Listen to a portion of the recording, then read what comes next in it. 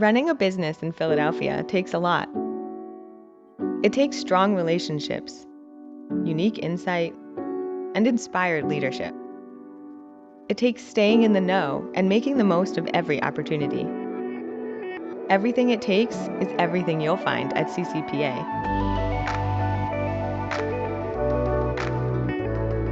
A resource for business support, a chance to hear from experts in their field, and get up close and personal with city leaders.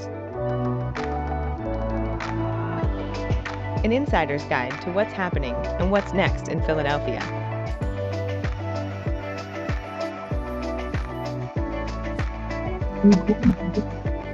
With CCPA, business is personal.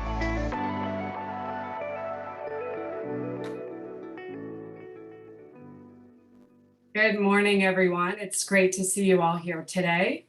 I'm Suzette Munley, the president of CCPA. Thank you for joining us for this important series. Now more than ever, we need to understand what it will take to make Philadelphia sustainable, starting with building a clean energy economy. CCPA is an intimate and diverse group of business owners, executives, and managers looking to build relationships and offer each other meaningful resources. We take pride in bringing you unparalleled access to speakers, decision makers, and leaders who are shaping center stage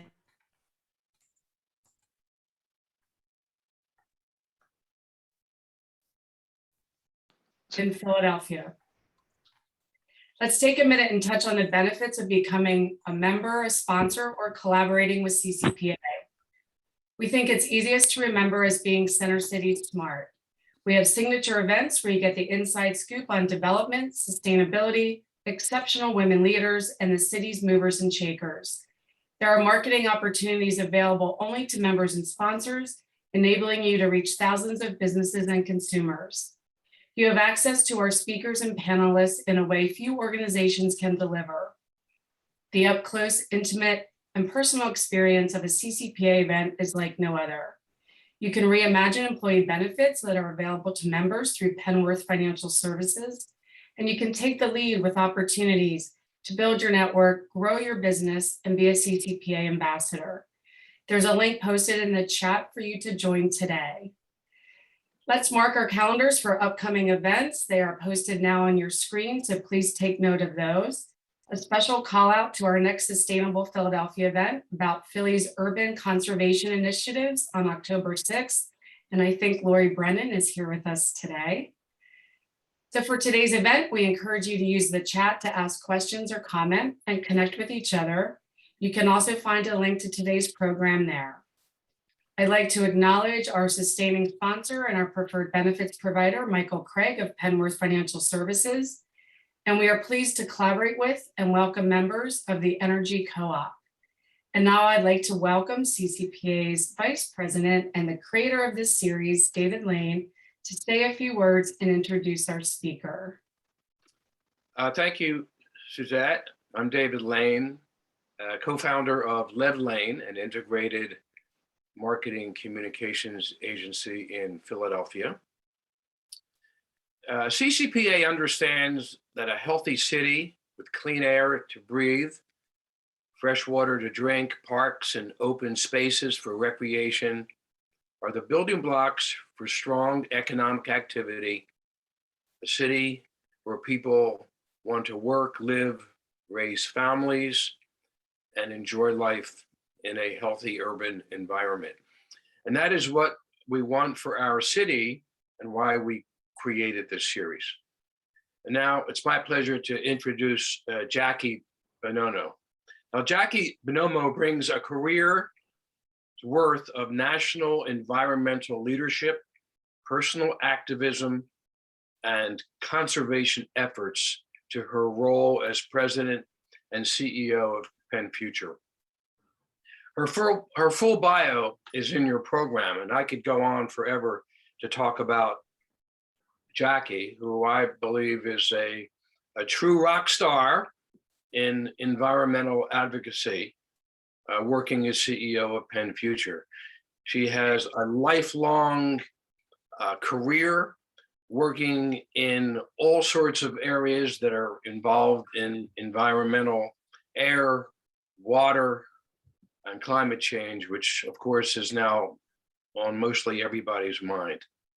So I'm going to let her do the speaking. And for those of you that don't know Jackie, you are in for a real treat, because this is one of the major people that we need to know and doing the kind of work that needs to be done. So with that, Jackie, take it away, please. Thank you, David. I'm gonna share my screen, so just give me a second here.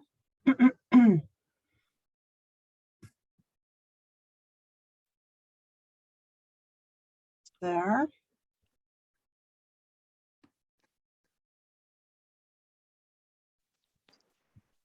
All right. I hope that's looking good. Please interrupt if it's not. So I just want to say how nice it is to join you today.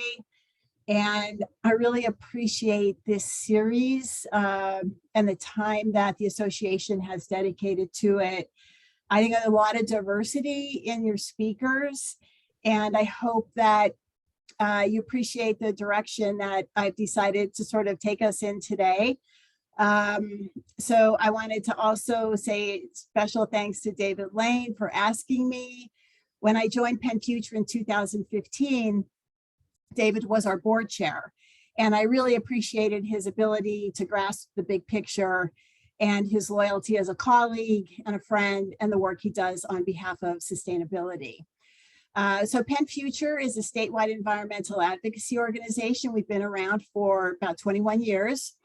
We've had an office in Center City, Philadelphia that whole time, and we have 4 other offices around the state. We've got an office in Pittsburgh, across the street from the state capitol in Harrisburg. We're in Mount Pocono, and we are up in Erie. We have a team of around 30, and this year a budget of around $3.75 million. So among the lexicon of environmental organizations in the state, we're considered one of the largest. We work in 4 areas: clean water, clean air, climate change, and clean energy. And when the organization was started 21 years ago, we were started with the proposition that at the time, the environment needed a lawyer and the environment needed a lobbyist. And that was very much the proposition under which we were started. And the model continues to this day. So we do a lot of work in the legal and regulatory space. We have 5 attorneys, 4 of them litigating on the staff, policy expertise. We have a full-time lobbyist who's in the Capitol every day in Harrisburg, but increasingly has helped us turn attention to the Washington, D.C. arena as an important venue these days for accomplishing some of our mission. Communications is very much a big part of our toolbox. And on the ground, we deploy through campaigns, through field organizing and civic engagement. And this might be a good time for me to give a shout out to Adam Nagel, who is joining us here. He's also part of our team in Philadelphia. He's our campaign manager, and he's going to be joining me in the question and answer, or hopefully rather the discussion part of this morning.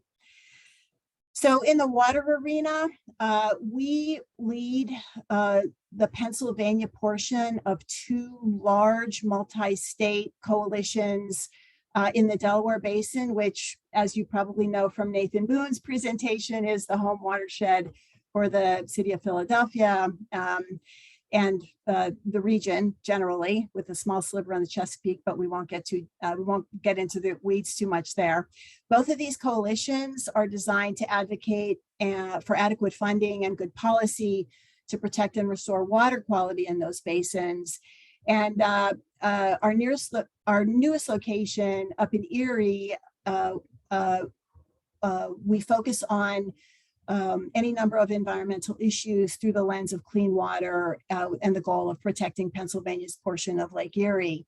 As far as the waters of the Ohio Basin, we are less formally oriented there to water issues, but we are very active in the basin, keeping our eyes on the impacts of fracking and the petrochemical build out through the lens of water. Our air work has for many years focused in the western part of the state, cleaning up the most polluted air in the Commonwealth and holding polluters accountable, particularly around an extremely egregious facility called U.S. Steel's Clarendon Coke Works outside of Pittsburgh. Much of this work is done in the regulatory arena, and we spend a lot of time flexing our legal muscle. And it's my hope that we could do more work in other areas of the state around air issues as we move forward, because there are some, we are starting to see alarming trends in other parts of the state beyond Western Pennsylvania. I mentioned that we use communications to raise awareness and spur action. These are just images from our Toxics Neighbor campaign, which targets pollution from U.S. Steel's Clarendon Coke Works, and try to raise attention around Royal Dutch Shell's ethane cracker facility being built in Beaver County. I'm going to talk a little bit more about that later. So this was a campaign that got deployed through billboards, bus boards, transit ad campaigns. So communications is really a key strategy for us. And then we also work, no surprise, in climate change. It's a major focus for the organization. And we approach that work both through a series of offensive plays and defensive plays. So here in the state, our highest climate priority is ensuring that Pennsylvania is successful in its bid to join the Regional Greenhouse Gas Initiative. This was all made possible as a result of an executive order issued by Governor Wolf in October of 2019. And this particular program and series of regulations that would enable Pennsylvania to be part of the program have been making its way through a regulatory process for almost 2 years now. So this program essentially limits greenhouse gas emissions through a market-based program that 10 other states actually are participating in and have been. In this program, energy facilities, particularly coal energy plants with high carbon pollution, are capped with the amount of pollution that they are allowed to produce, and any overages are paid for by the polluters. So this not only is an incentive to reduce carbon emissions, greenhouse gas and other greenhouse gas emissions, but also throws off badly needed revenues and hastens the transition away from fossil fuels. It's money that could be used to assist impacted coal communities, alleviate environmental justice implications, and so on. Another proactive play by Penn Future, and I will say a little bit more about this later, in terms of transitioning Pennsylvania to a clean energy economy, is a significant amount of work that we've done recently developing both as an organization and with partners, alternatives. And when I say alternatives, I mean alternatives to fossil fuel, alternative economic development and job creation strategy.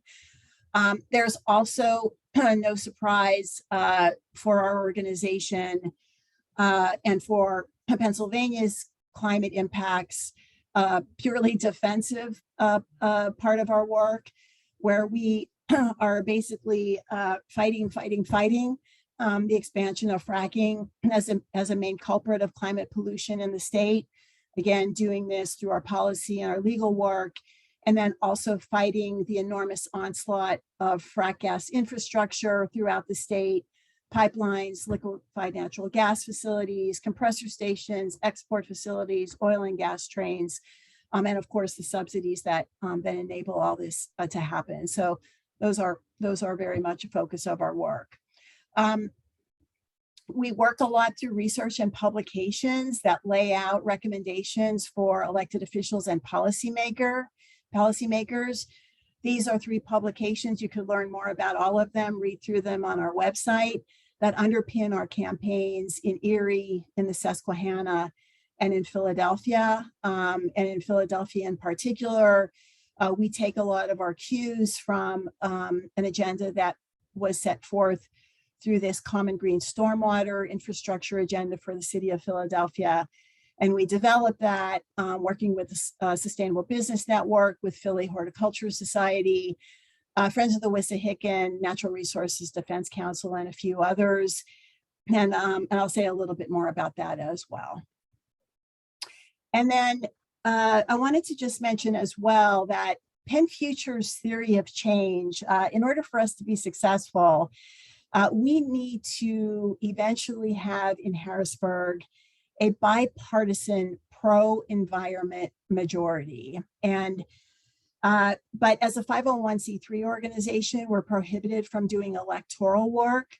So in 2016, we actually formed a strategic alignment with a C4 organization called Conservation Voters of Pennsylvania that is allowed to engage in electoral work. And through that alignment, we're able to have a little bit more influence in that arena. But as a 501c3, we can still be very active in democracy. And so our civic engagement program is sort of the newest set of strategies for us. And we created a democracy, what we call our Democracy for All program. This program is essentially voter registration, voter engagement, and get out the vote work in what are known as rising American electorate communities. These are defined by a majority of individuals of color, single women, and millennials, and in particular that are eligible to vote but are not registered to vote. And so we're able to do that work through a 501c3 acceptable manner. And this particular program also enables us to follow through on our commitment to equity, ensuring that all voters are registered and participating in democracy and on issues of concern to them. And then I'll just say something to look forward to in 2022.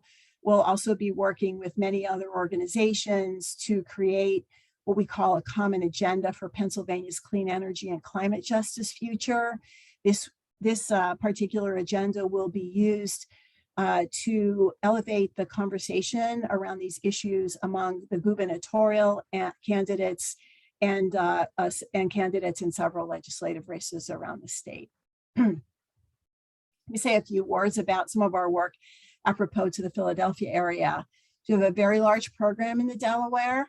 On one end, in the Poconos, we have our work to protect the river's exceptional value headwater streams that are located there. Our most direct work here in Philadelphia, again, takes its cues from the common green stormwater infrastructure agenda that I mentioned earlier.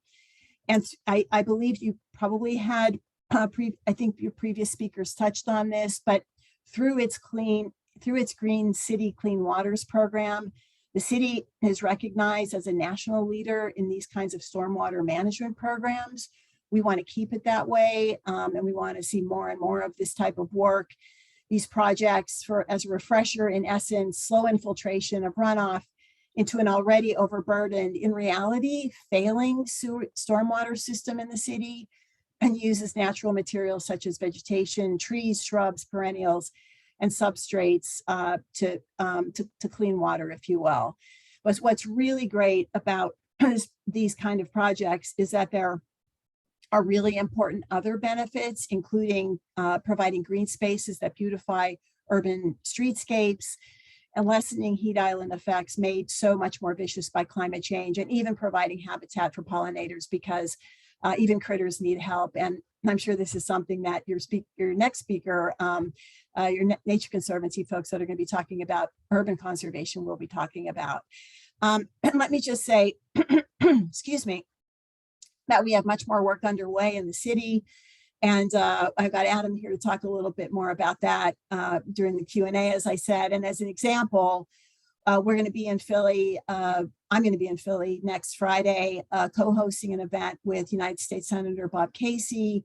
We'll be at the Discovery Center in Fairmount Park. We'll be talking with the senator and several other elected officials about a proposal to revise the Depression Area Jobs Program, known as the Civilian Conservation Corps, to revive it into a 21st century career building program that accelerates projects that can make us more resilient to climate change and create equitable prosperity, economic prosperity as we build back from COVID. And then lastly, in the proximity of the city, we're working to upgrade the regulatory status of a portion of the Delaware. So to change the regulatory status from something that is called secondary contact recreation, so activities done from the shore of the river, to a regulatory status for primary contact recreation. And so this is recreation that takes place in the water, swimming and boating. So if we're successful with upgrading the portion of the river for that water quality designation, it would force regulators to manage water quality to a higher standard, ensuring health and safety, better health and safety for all of us, not just recreation. And that work, that stretch of the river that we're working on for that upgrade is essentially from Palmyra, New Jersey, roughly 25-mile stretch from Palmyra, New Jersey, to near the Commodore Barry Bridge in Chester County. I am going to just take a pause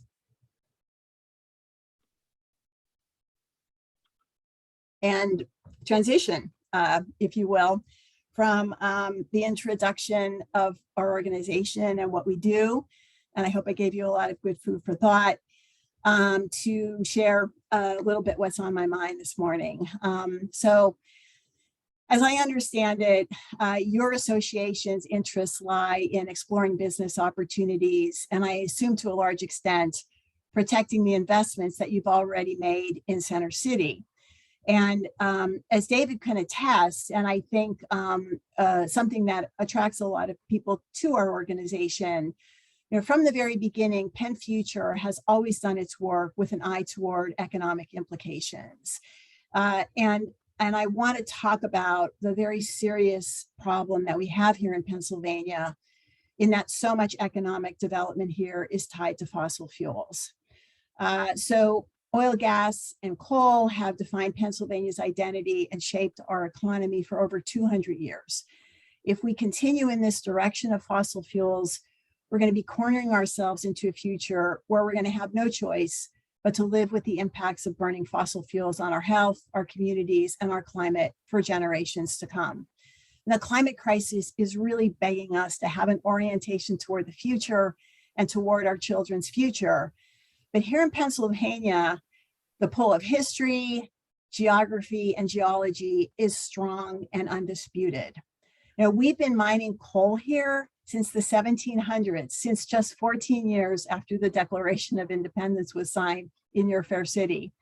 And coal mining was essential to this state and to families like mine and to the success of the country. But its heyday is past, and it's left a legacy. Tens of thousands of lives have been lost in mining accidents, and tens of thousands more lost to a horrendous disease called black lung. Over 5,000 miles of Pennsylvania's 83,000 miles of stream have been polluted by mine drainage, the largest source of non-point source pollution in Pennsylvania. We've got over 200,000 acres of abandoned mine lands statewide, including in the Delaware Basin, including 252 miles of unreclaimed and dangerous high walls, over 1,200 open portals and vertical mine shafts, 38 underground mine fires. I mean, we're talking 2020, and thousands of acres and tons of calm piles and subsistence prone land. So that industry has had a massive impact on our state that we're grappling with. Back in 1859, George Bissell and Edwin Drake made the first successful use of a rig on a well drilled specifically to produce oil on a site in Oil Creek in northwestern Pennsylvania. And after that happened, here in Pennsylvania, petroleum became an industry in the United States. Less than 20 years later, gas began to be extracted from shallow wells in Murraysville. And today we've got 200,000 unplugged legacy wells that we need to take care of. It's going to cost us about $8.4 billion, or about 11 times the state environmental agency's entire budget to address. But despite the truths of 200 years and this legacy of environmental and public health harm from fossil fuels, and despite the climate emergency, in 2004, Pennsylvania opened its arms to fracking companies that wanted to access deep gas in the Marcellus Lie. Today, Pennsylvania is the second largest producer of frack gas in the country. In 2019, Pennsylvania produced a record amount of gas here and has experienced a quarter after quarter increase in shale gas production for at least the past 14 quarters, over 3 years worth of expanding frack gas production, all in the midst of a climate emergency that's calling us to cut the use of fossil fuels. This is what the trajectory of that fracking growth looked like over those years. So we run through this several times. Hopefully you all are getting the point. And this is what the underlying gas infrastructure looks like, or at least looked like in 2019. Pipelines, compressor stations, gas processing facilities, oil and gas disposal sites, underground storage facilities. I mean, the point of this image is to show you that no part of the state is untouched. And so now we've got lots and lots of drilling and lots of gas to sell and lots more in the ground. And so this powerful industry has decided to hang its future not only on frack gas for energy, but on petrochemicals and plastics. So all this gas needs a market.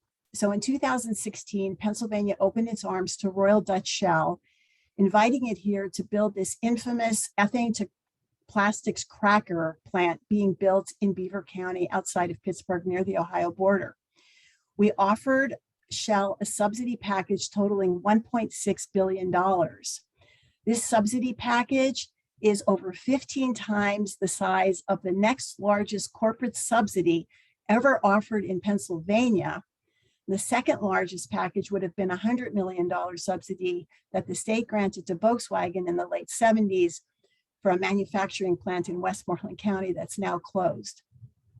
Shell's cracker plant will be permitted to pump out 522 tons of volatile organic compounds into the air, nearly double the amount of the state's current largest source of air pollution, U.S. Steel's Clarendon Coke Works that I mentioned previously.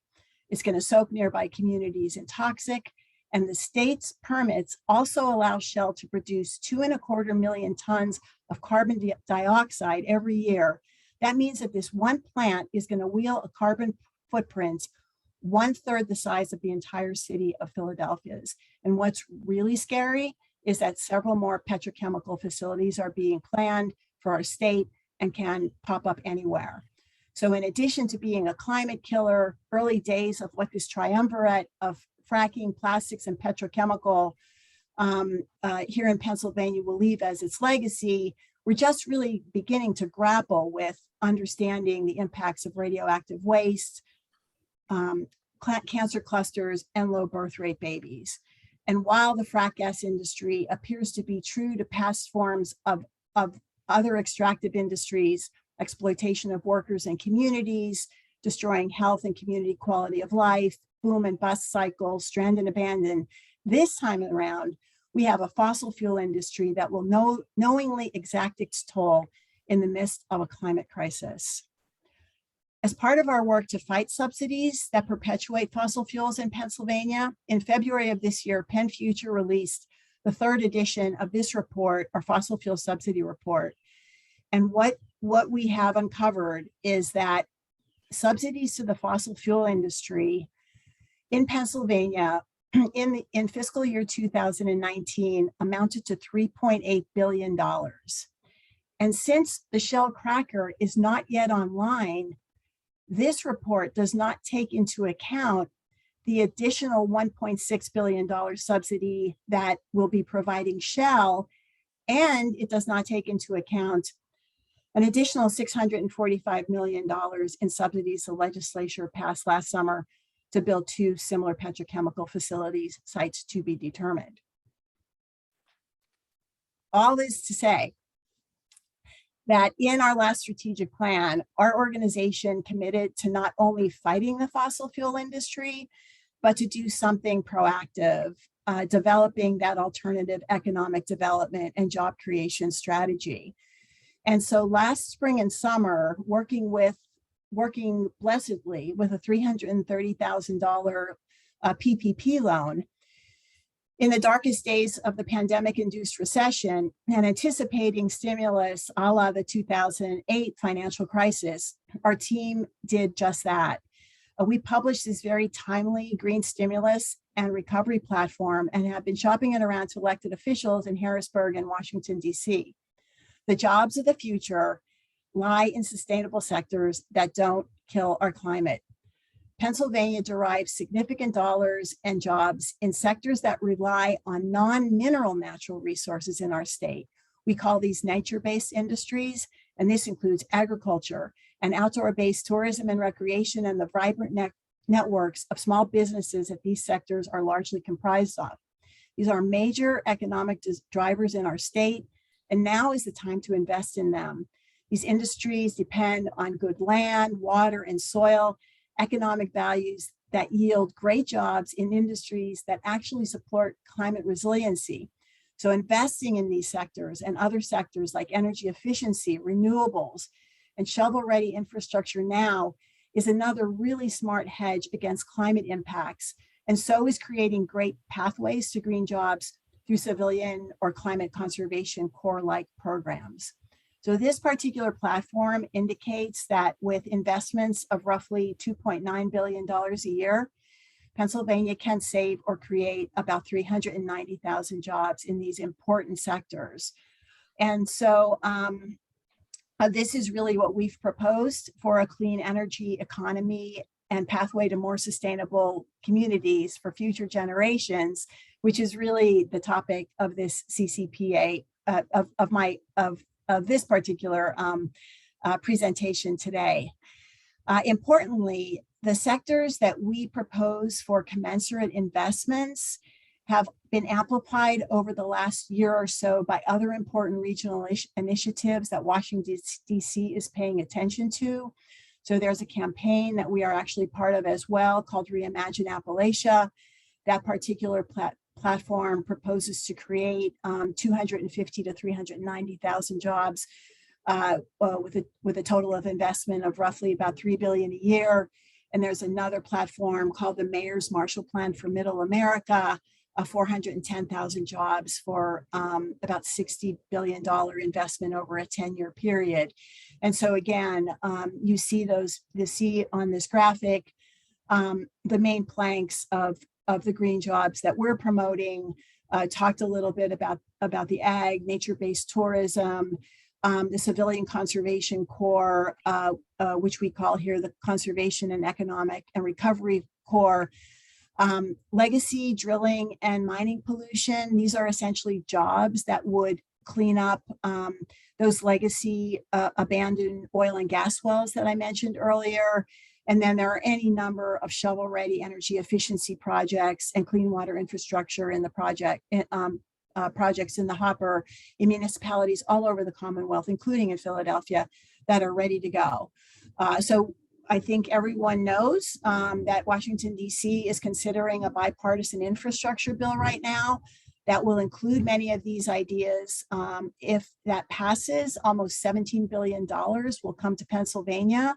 And it includes really exciting allocations, climate forward allocations, including $171 million, for example, for installing electrical vehicle infrastructure around the state.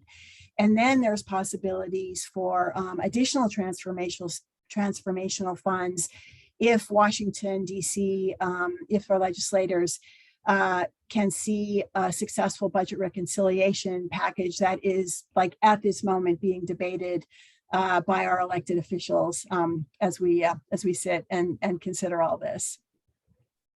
Again, the jobs of the future lie in sustainable sectors that don't kill our climate. Job creation in renewable energy and energy efficiency and other sectors must take precedent over fracking and petrochemicals. There's a way out of the climate emergency, but we need to act now. Congress must make those transformational investments that lead to a zero carbon future starting now through that by passing that bipartisan infrastructure bill and reconciliation funds. And Pennsylvania's legislature and the governor really need to make good use of a $7 billion already in hand that we're sitting on from the American Rescue Plan. We're already falling behind when compared to climate-friendly energy programs created years ago by neighboring states, New York and New Jersey, which are making massive investments in energy efficiency, renewable energy research and development. This leaves us at an economic disadvantage and at worst when you consider what happened just a couple weeks ago in our state. I'll posit that with Ida, Center City perhaps dodged the worst bullets, but it needs to be better prepared and rush to resiliency without further delay. The city has excellent plans and leaders in people like Christine Knapp, who spoke to you earlier in the series. We know how to do this. We now need the resources to implement those plans. We need to adjust our priorities to level the playing field between fossil fuels and every other business sector. We need to level the playing field to ensure that every person has a fair share at survival and prosperity, and so that every business sector has a crack at the kind of incentives and taxpayer help that polluters have enjoyed for far too long. I want to thank you very much for listening to me, and I'm going to stop my share and look forward to our conversation. Thank you. Thank you, Jackie.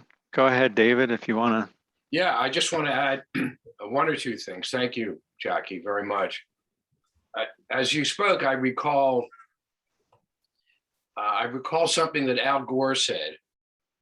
Penn Future debuted An Inconvenient Truth at the Ritz Theater many years ago when Al Gore made that film.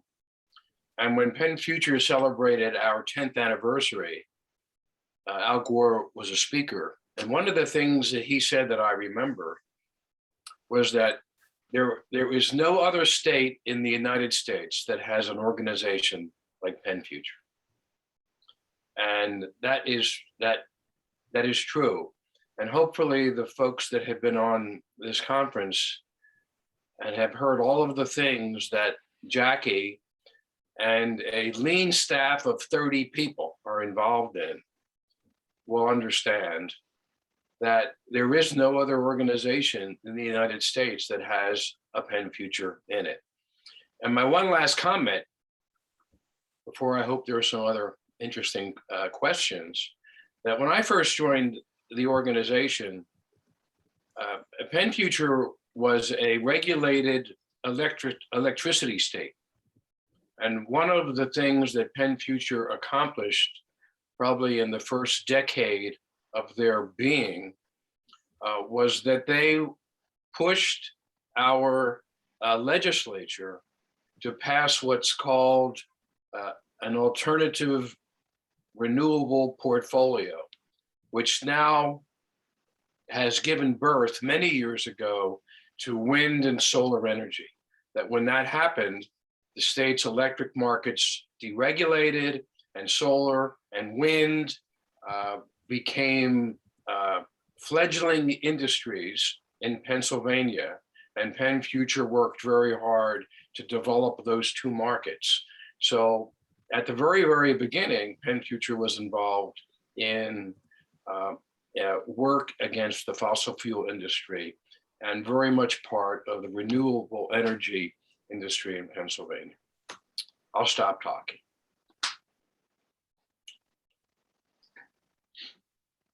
So we can just open it up to questions or discussions. And Adam, I don't know if you had anything else to present, or we just want to take, okay. So if anybody would like to unmute and pose a question or introduce yourselves.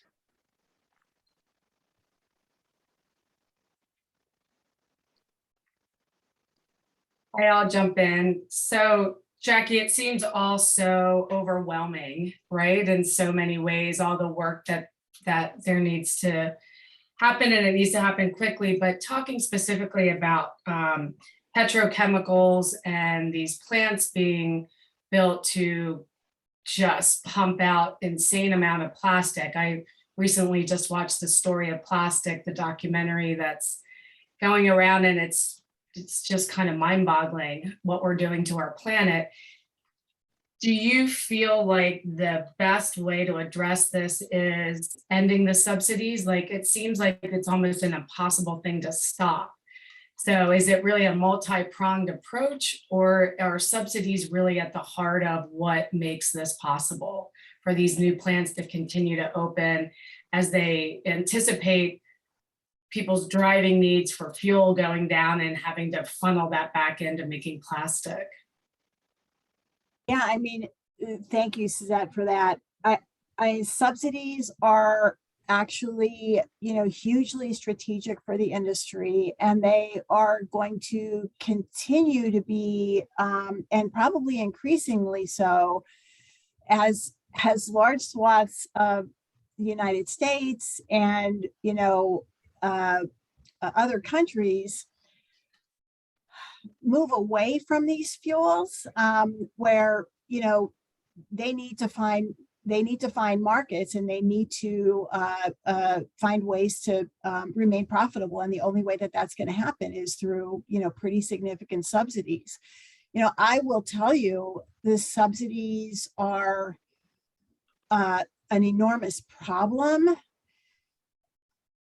Speaking very personally, maybe not be on behalf of the organization, I would be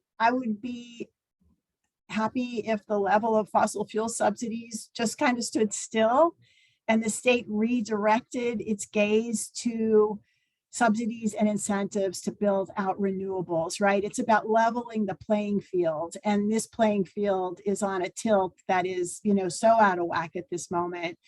But, I think that's equally important, if you will. The renewables are going to need subsidies, and research and development in particular, to be able to progress at the pace that these technologies, need to, so that we could act with urgency. I mean, we have good technologies, we have affordable technologies already, but we're going to continue to do more. This is a problem that's going to, the climate emergency is going to be, it's with us now, right? And it will continue to be. So subsidies for research and development are really important. And I think for a state like Pennsylvania, where you've got, some pretty incredible research institutions, particularly in Philadelphia and Pittsburgh, it feels really meaningful as well. But, we got to break through the state legislature.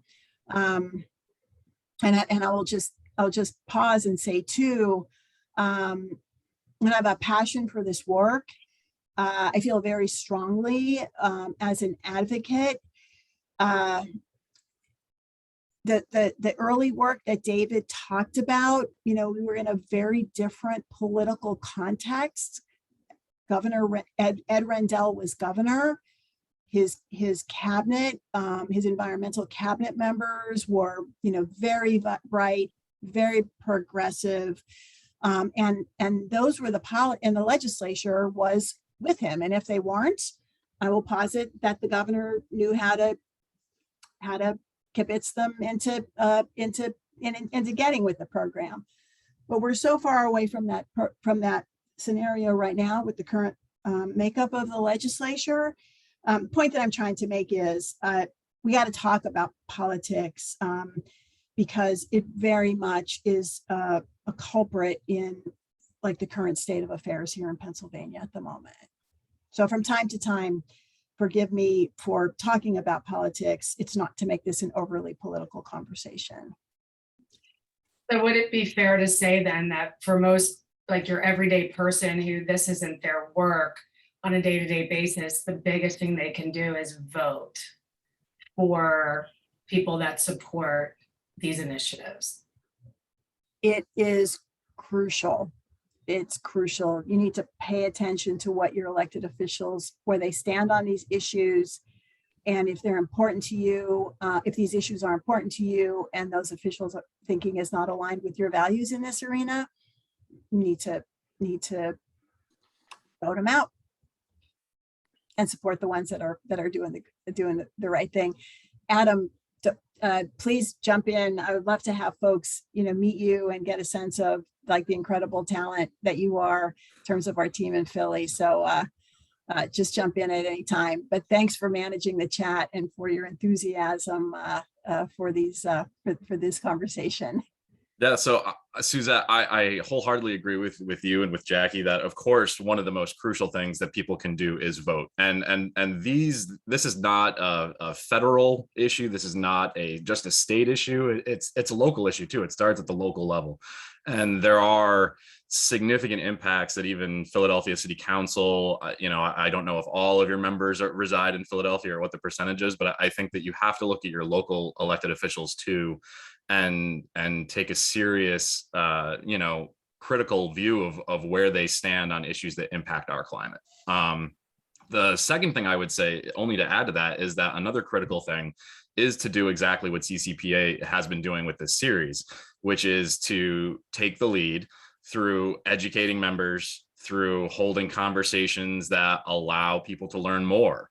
I think that this is an important step in the process, and I don't underestimate its impact. In fact, I think it is very impactful and could lead to substantive change, because without the support of proprietors and the business community, we can't make the change that so many of us are interested in seeing at this point.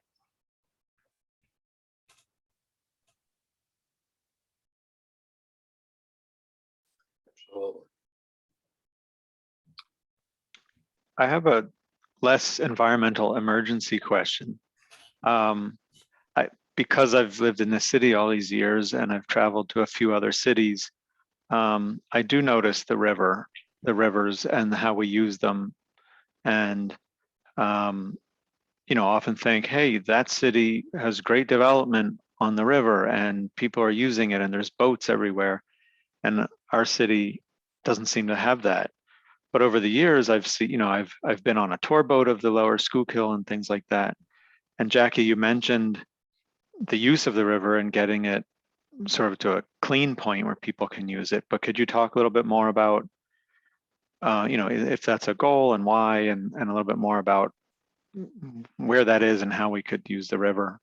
I guess it's only recreational, but it helps to clean it to get it to that point. Yeah, I mean, there's a lot that we could say about that. And again, appreciate that appreciate the worldview of the Delaware and the Schuylkill, but remember that there are other major rivers as all part of this drainage. I mean, I think the work to redesignate the main stem is strategic in so many ways. Let's just start with the fact that a lot of the folks that are fishing and consuming fish from the main stem of the river, which is not as clean as it could be, tend to be individuals of color, new immigrants, if you will. And so I think that there is an equity dimension to this, because I can guarantee you that there's that the quality of those fish that are being consumed is not as excellent as it could be. And so there's that issue. There's also, I think, an equity issue related to, who gets to access the water, and what's on the waterfront currently. And so we've got quite a bit of industry both existing and past, that creates opportunities for better access. And I guess the last thing has to do with the fact that, the more, I mean, this is a little esoteric, but I think everyone understands what I'm about to say. The more people are in relationship with, clean water, rivers, natural resources, forests, the more that they're going to care about what happens to these resources. And so, we want to do everything that we can to provide access, particularly in this case, for urban residents to have the best the best water quality and the best water experiences that they could possibly have, and we're just not there. Adam, would you like to say anything more about that? Yeah, I Or think anyone that on the panel? Yeah. I think that the equity piece is significant, especially in Philadelphia, with regard to who has access to even the amenities we do have. And I'll give one example. Bartram's Garden, many years ago, was not equitable. The surrounding community did not have access to that very important and wonderful space. But through changes in their overall philosophy, they've made significant strides in incorporating the surrounding community and bringing education opportunities to children. I am very familiar with that area because that is I used to work in that area for a state legislator, and I'm very familiar with the community. And I think that leaps and bounds have been made with some of the more natural opportunities that we have along certain parts of the city. I would also say that I think this is what is so exciting about the current federal possibilities, in that we can do a lot more to clean up rivers, waterways in general, because so often we run into the two problems of who's going to pay for it and then who's going to do the work. And so I'll tie it into our event next week with Senator Casey, in that, here is an opportunity right now where we might have the money to actually do some significant work in restoring our waterways in Pennsylvania. And we might actually have the opportunity to identify a workforce to do the work to restore our waterways, trails, and so many other things that are so critical to Philadelphia and Pennsylvania's development.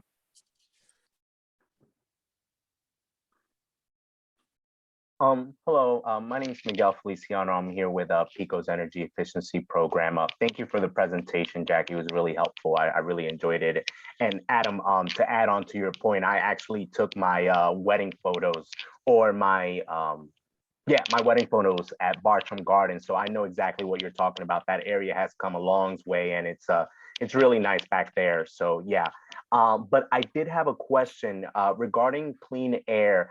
In Pennsylvania. I know California just pretty much signed an executive law that by 2035, all new cars are expected to be electricity. Is there anything that Pennsylvania is doing on that end, as well as to build on the electric charging infrastructure? I know California has done a lot on that end, so I just wanted to know if Pennsylvania is also doing anything for that. Thank you. Thank you, Miguel. So let's start with, so I think there's some really positive energy and policy work and funding that's going to be coming toward increasing electric vehicle charging stations, so on and so forth, here in the state. As far as a mandate, I don't think we will see that anytime soon, certainly not with this legislature. But I mentioned that the bipartisan infrastructure package includes $171 million for electric vehicle infrastructure here in Pennsylvania. So I would be very shocked if that package gets derailed. So let's assume that we're going to start seeing that. We'll see that in the state. Again, I think there's some really good things happening. I think SEPTA is also considering electrification, and and there's this one other story I'll just share with you. There's a company, a homegrown company here in Pennsylvania called Waptec. It was at one point affiliated. It grew out of Westinghouse, if you will, in the western part of the state.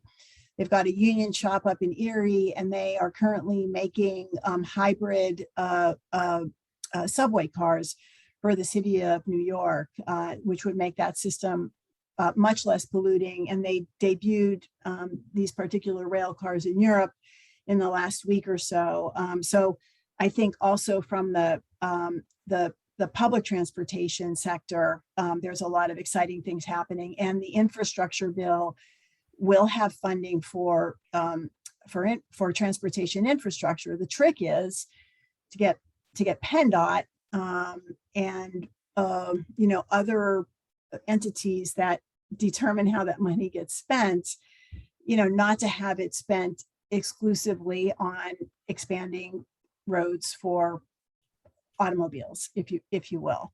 So I think there's a fantastic opportunity in front of us. I think Pennsylvania is going to do the right thing in that regard, but it's going to take some watchdogging. And I think one of the things in Center City, just completely apropos to what we're talking about, so many parking garages now have got EV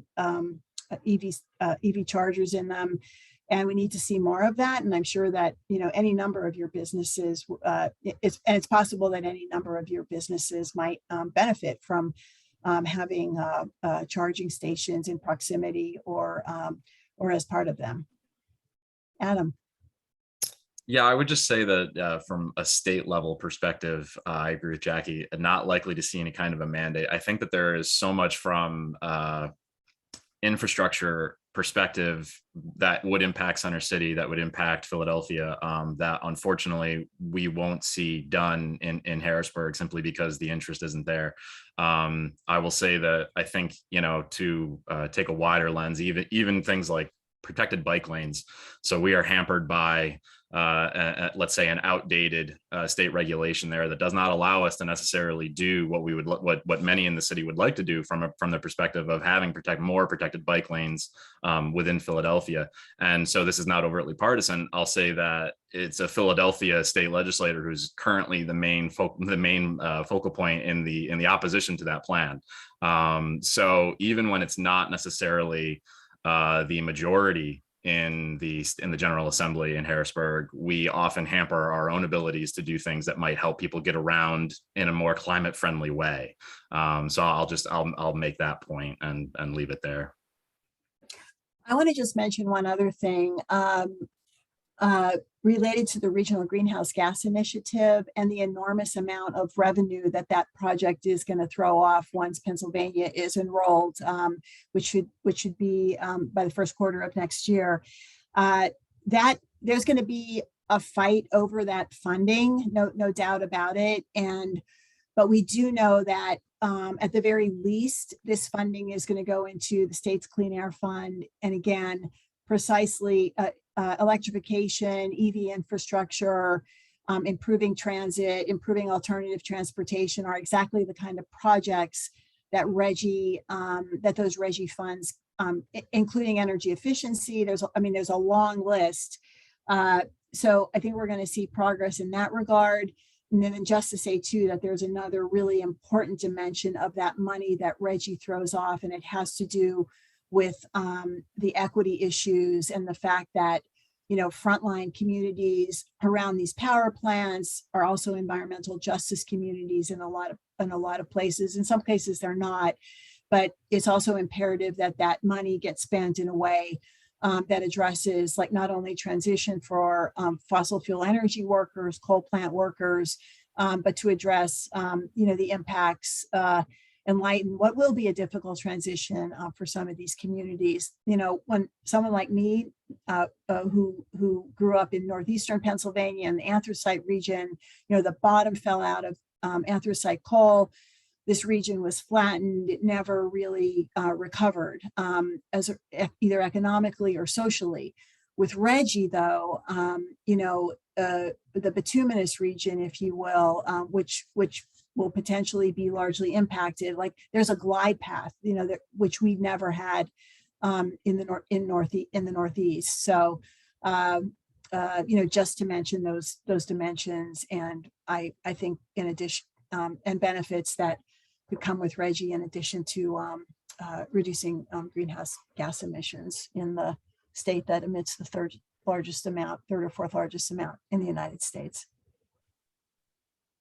Thank you for that. And I didn't know we released third or the fourth largest amount in the United States. So thank you for that, all that information. Really appreciate it.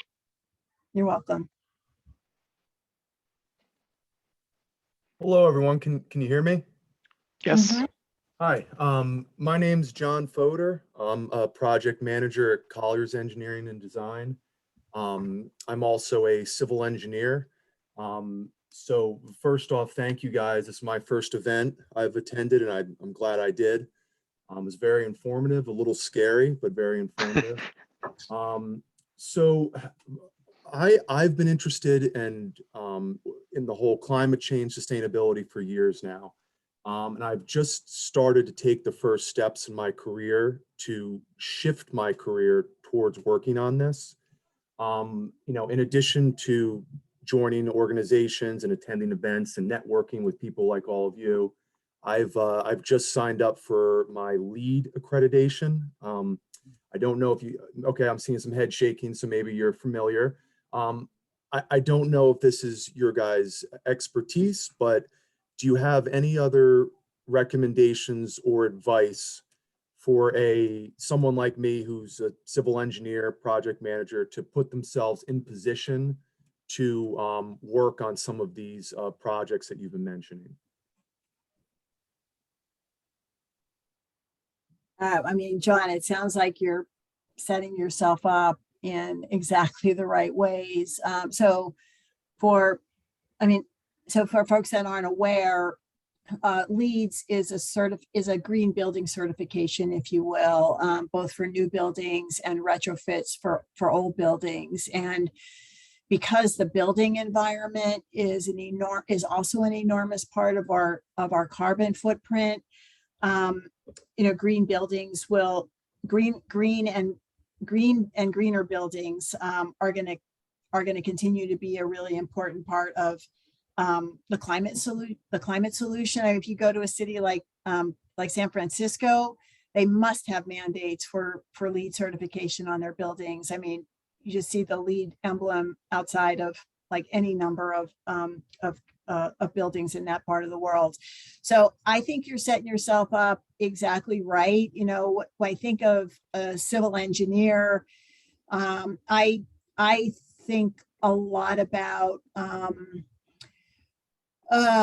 the fact that we need people who could really innovate and think out of the box, particularly when it comes to resiliency and resilient measures. We are not going to, at least in my opinion, build our way or engineer our way out of floods, stormwater management.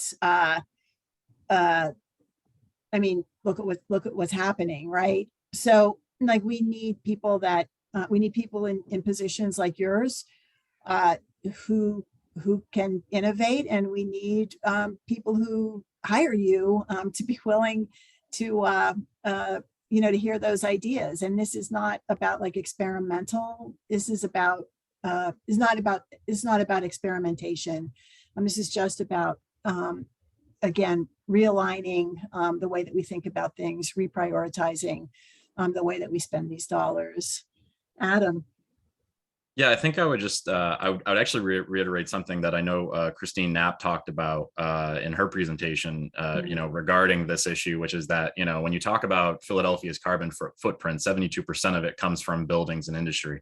So there is going to be a significant realignment as far as what we need to do to make our buildings less, taxing on our built environment. So I would point to that, and then I would also point to actually a workforce development pathway here too, which is to support businesses, to support the people in the pipeline, young people in this pipeline who are looking to have careers in these areas. And I would say that there's a tangible thing that businesses can do, which is to take a look at PowerCore Philadelphia. That is the local workforce development group in the city, and they have they're an organization that supports 18 to 30-year-olds who are either underemployed or unemployed, as well as returning citizens. And so if your organization has an opportunity to host a worker, to partner with PowerCore in some way, to provide substantive pathways for the people who are going to be looking for jobs after they're done with their time in PowerCore, I think that's something that would be tremendously helpful as well. Okay, thank you very much. I appreciate the insight. Could you just talk a little bit more about the potential for PowerCore to grow if the CCC program gets adopted and funded through either of these DC packages? Yeah, so I mean, I think at the moment we have confirmed that the Revive the CCC Act, which is Senator Casey's legislation, along with Representative Connor Lamb in the House, is part of the reconciliation package, and and there has been funding allocated towards that too. Though of course that's still under negotiation, and as Jackie said, that's actually happening right now as we speak. So there is tremendous opportunity to grow organizations like Power Corps Philadelphia. You know, once the Civilian Conservation Corps under FDR fell by the wayside, you know, it took several decades, but local governments, state governments sought to fill that void, and so they created their own essentially, and Philadelphia created ours in 2013 under former Mayor Michael Nutter. And so, you know, this is an organization that has been around for 8 years. They do tremendous work. I would actually recommend that CCPA bring them on to have a conversation with them about what the work that they do as well. And so if we have the funding and we have the federal authority to expand these organizations, to allow them to touch more people. This is a significant workforce development initiative in Philadelphia. You're talking about thousands of potential opportunities for people to learn a trade, to learn and be provided with a substantive path to a sustainable career. And you know, when you're dealing with a city with the unemployment rate that we have, with, you know, the lack of opportunity that has been presented, especially to Black and Brown Philadelphians over the course of time, this is something that can really make a big impact on them and be able to support their families. So I would say that there is real opportunity here to grow this program and you know, make that huge impact. Great. Thank you. Any other questions? David or Suzette, our most environmentally friendly board members, do you have any final thoughts or questions? I'll just throw one quick one out there, and it's probably not a short answer, but regarding Reggie, do you see that as it's going to happen, or do you think there are real obstacles to making that happen? Well, it's going to happen. The road that we've traveled the last 23 months has been pretty rugged, and the road to get us to January is going to be just as difficult. And then there'll be litigation after that. My doorbell has actually just rung, so I need to step away. I apologize. Adam, I don't know if you want to just, I'd like to say a little bit more, but excuse me, and I apologize. Go ahead. So the one thing that I'll point out about Reggie is that, you know, as Jackie was alluding to there, you're going to be hearing a lot about Reggie over the coming months. The House and the Senate in Harrisburg, they come back to session next week. And so, you know, in addition to mask mandates, in addition to election issues, you're going to be hearing a lot about Reggie from now until December. You're looking at potentially 4 separate opportunities and vehicles for the House and the Senate to oppose Pennsylvania joining Reggie. And so, you know, there's a chance that all 4 could come up in the form of both legislation and disapproving resolutions. So I would say, and Philadelphia is not outside of this. There are Philadelphia legislators who are new to this process. They have not been through this with Reggie before, as some of our other veteran legislators have. And so I would say that, you know, this is another time to be engaged. And if you're passionate about Reggie and you think it's going to be good for Pennsylvania, as I know that Jackie and I do, this is a time to engage with your legislators and see where they stand on it, and see where they fall, because these votes are going to be close. Going to be close, and if they pass, which is possible, and I would say strongly possible, we'd rely on the governor's veto and upholding that veto, where we would hope that members of his party stand with him. But and that's the scenario that we have to deal with. And then So there's- once, and then there will be litigation, but it wouldn't necessarily, but whether it would be litigation to halt the implementation is not clear at this point. We're in the process of like talking to the legal community about what the challenges look like. But there'll be a lot of litigation early on, but we think it's going to pass, and we think we'll be off to the races here in early 2022. There's one last question. I don't know if you have time to speak to the building energy performance policy. Jeff Byers was asking about. If not, if it's something we could send out, or, you know. Don't know know. anything. I don't have any knowledge of this. Adam, are you familiar by any chance? I'll use my state experience as the excuse to plead ignorance, but I've already got the link up on my end, and I'm happy to take a further look and see what we have. So I'd be happy to get back to Jeff later on. Perfect. Well, thank you for all of this. Somewhat worrisome, somewhat inspiring